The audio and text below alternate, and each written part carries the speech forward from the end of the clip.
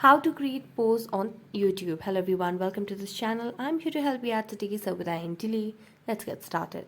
So first of all, make sure you have stable Wi-Fi connection on your device, and as you do that, simply launch the YouTube application on your device. Make sure that you're logged into your account. Now tap on this plus icon at the bottom of the screen. Here you'll be able to see there are different options from shorts, live, videos to post. So simply tap on post and select a picture.